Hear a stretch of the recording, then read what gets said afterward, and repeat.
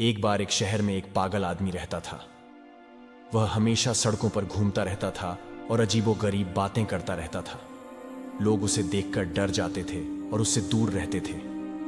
एक दिन एक युवा लड़का उस पागल आदमी को देख रहा था। उसने देखा कि पागल आदमी एक पत्थर पर बैठा हुआ है और अपने हाथों से कुछ लिख रहा है। लड़के को उत्सुकता हुई और वह पागल आदमी के पास गया। लड़के ने पागल आदमी से पूछा, आप क्या लिख रहे हैं? पागल आदमी ने लड़के की ओर देखा और कहा, मैं अपनी कहानी लिख रहा हूं। लड़के ने कहा, क्या आप मुझे अपनी कहानी सुनाएंगे? पागल आदमी ने कहा, हाँ, मैं तुम्हें अपनी कहानी सुनाऊंगा।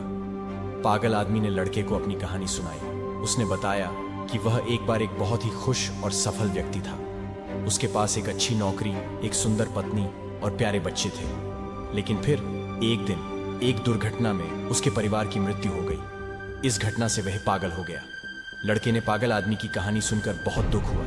उसने पागल आदमी से कहा, मुझे आपकी कहानी सुनकर बहुत दुख हुआ। पागल आदमी ने कहा, कोई बात नहीं, अब मैं इस दुनिया में अकेला हूं, लेकिन मुझे खुशी है कि तुमने मेरी कहानी सुनी। लड़के ने पागल आदमी से कहा, मैं आपकी मदद करना चाहता हूं। पागल आदमी ने कहा, तुम मेरी मदद कैसे कर सकते हो? लड़के ने कहा, मैं तुम्हें एक नया जीवन शुरू करने में मदद करूंगा। लड़के ने पागल आदमी को अपने घर ले गया। उसने उसे कपड़े और भोजन दिया। उसने उसे डॉक्टर के पास भी ले गया। धीरे धीरे पागल आदमी का स्वास्थ्य बेहतर होने लगा। लड़के ने पागल आदमी को एक नौकरी भी दिलाई। पागल आदमी ने अपनी नौकरी में बहुत मेहनत की। वह जल्द ही अपनी नौकरी में सफल हो गया। पागल आदमी लड़के का बहुत आभारी था।